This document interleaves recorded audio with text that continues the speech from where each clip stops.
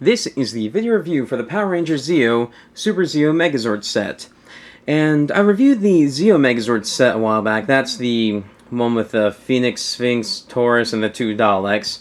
And what I was saying about that one is you had to have all the helmets for it, and they were a bitch to find, and without them the set sort of fell on its face, even though they didn't really do much.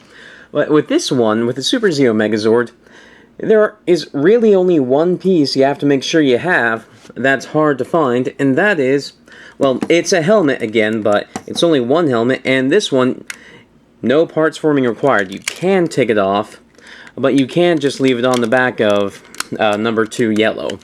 So, getting a basically complete Super Zeo Megazord is actually very easy, especially because all the individual Zords here are pretty cheap and easy to find on eBay, with the two leg ones, a pink number 1 and green number 4, those ones being the hardest just because they split in halves, and sometimes you'll find one half and not the other.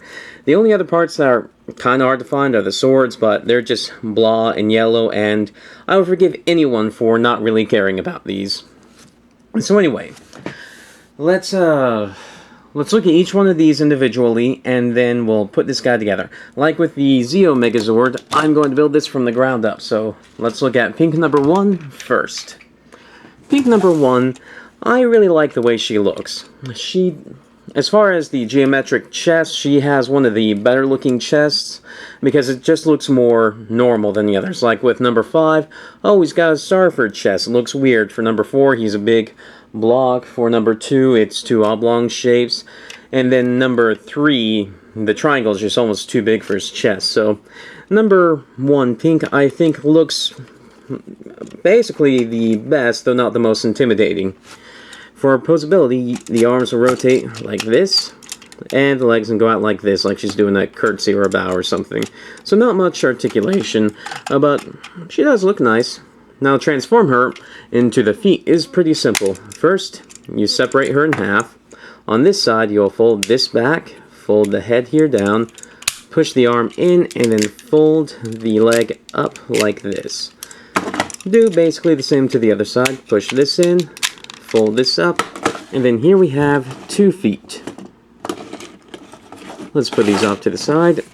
Next we have Super Zeo Zord number 4 green, and this one's probably my least favorite just because it's so big and chunky, although the head, I do like that head. The head looks quite nice. It's just big and chunky, and it looks kind of too big to support itself. Now, as you can see, mine has a loose leg here. I'm not quite sure what the cause is. Probably the little ratcheting mechanism where there's a little prong that pushes down into a hole.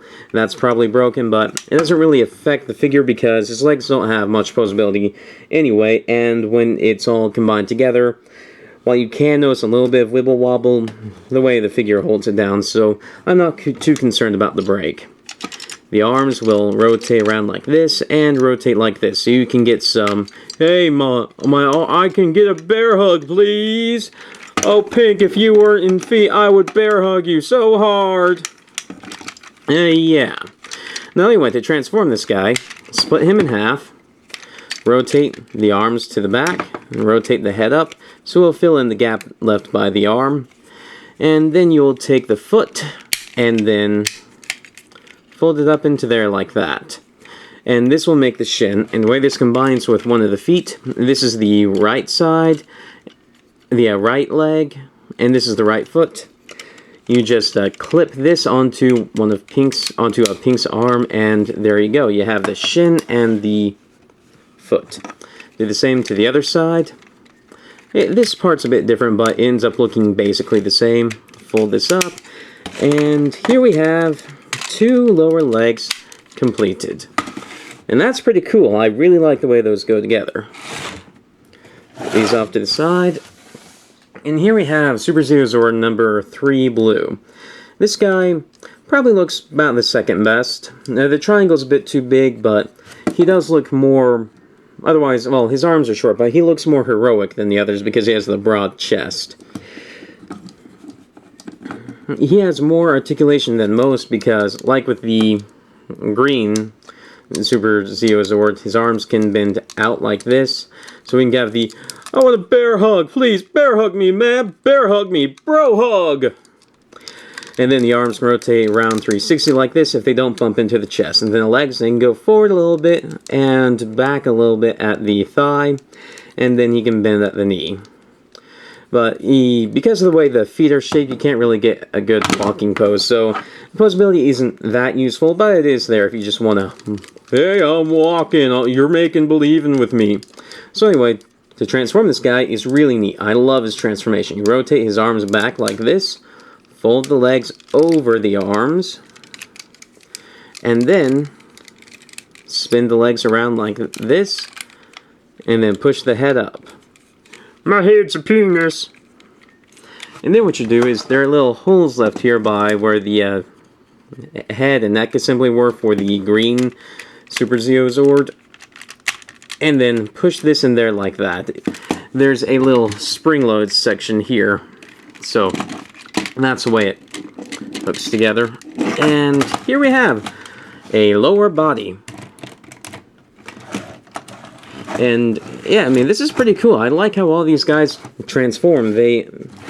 Not all of them are super complex, but they all do a fair amount without it being, you know, annoying. And here we have Super Zeo Zord number 5, the Star Dude. And this one looks the most intimidating and has the most posability by far because his arms go in and out and then rotate around 360, and his head can rotate, and his legs can go a little bit forward, a lot back, and bend at the knee.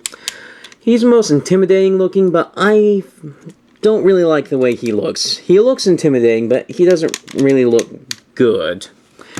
Part of it's just that his head's a triangle, and one thing that kind of sucks about this one is that because his head's a triangle, it's this rubbery substance, and as you can see, the paint on here wears away so fast. It's very hard to find a red number 5 with a head that has paint in good condition on the face and on the back section here, so that's unfortunate. And to transform this guy, rotate the head around and push in the shoulders, which will complete the star, and then rotate the legs up like this, and there's a little clip here and a little tab here. Push that together, and here you have the chest piece. The way this connects is there are tabs here, here, and here, and then clips here, here, and here. So just plunk this down, and there we go.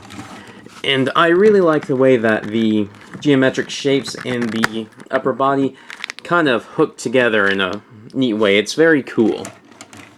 Put this off to the side. Let's look at Super Zeo Zord number 2, the yellow one with the 2 weird oblong things.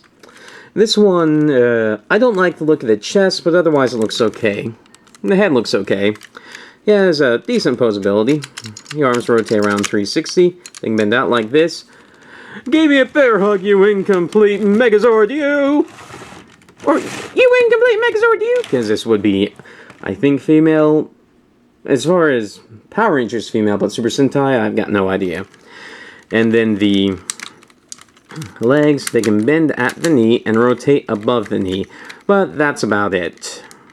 They can't really go out, although they do have the joint there. To do that, it doesn't go out that way. So this is basically Super Zeo Zord Yellow.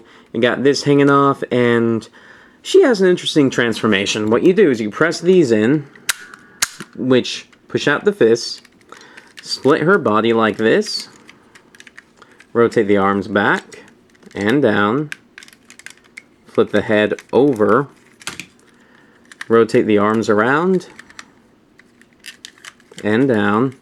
And then what you're going to do is there are clips here, and tabs here and here. And you'll also notice the holes in the bottom of Super Zeo Zord Red number 5's feet. The arms from yellow are going to go in those, so it goes together like this, and click, click. And this is the Super Zeo Megazord all complete. And I really like the way this thing looks. It's very big, it's very beefy, and while On camera and in pictures, this kind of looks like a diaper because it extends past the star here. In person, it doesn't quite look that way. I mean, you can kind of make it fool yourself into thinking it looks like a diaper, but because Red number 5 has these arms here, it actually looks like it just fits with the body here quite nicely. It's not too big for the pelvis area. I wouldn't mind if it were just a little bit smaller around here, but in person, it looks fine. One thing that does kind of annoy me about this figure is the head here. It kind of flops unless you press it down really hard into this, and the friction from the top of the star here keeps it in place, and then the head crest will just fall over time. But yeah, I mean, I just really love the way this thing looks. It looks super cool. I love the transformation for all the bits and how they go together. It's a really neat Megazord. And what's even better is that it kind of has leg articulation because of the way the legs are connect, so you can kind of get the legs to spread out a little bit, and then you can, especially on this foot, because this leg here from green doesn't really clip in properly, you can get the foot to rotate inwards a little bit. You can a little bit here just because of the clip around the round bit. It doesn't work as well as you might think, but it does work. And then the way that there are joints here and here from Blue's transformation, and then the way that the red clips onto Blue, you do get some spread here. And it does work, and it makes it look a lot more natural, less like a very super stiff Megazord, like most of the Megazords look super stiff. And then, what I really like about this thing is the arms are super nice. They're not as nice as the Zeo Megazord, but they are nice. Rotate around 360 like this. They go in and out. You bend at the elbow, and you rotate above the elbow. So you don't get any wrist articulation, so they're not as good as the Zeo Megazord's hands, but they are nice. And then you can put the swords in, and yeah, this is one of my favorite Megazords. I don't know if I like it more or less than the Zeo Megazord, but one will go above the other in my mind, and one will go below. Just they go back and forth in my mind. I just really like both of them. They're basically tied for my favorite Megazord. Although I do think the Zeo Megazord looks a little bit better because it has the chrome and the kind of epic beast look to it. I think the Zeo Megazord looks a bit more epic, although this one does look quite nice. One thing I do love about it is the way that from the back, it's not just forgotten about. Everything just kind of lines up, and it looks powerful, it looks intentional, it looks good.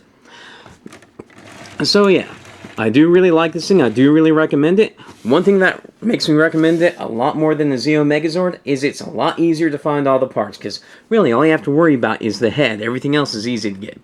So yeah, I reviewed Transformers, Power Rangers, Marvel figures, Batman figures, just a ton of stuff.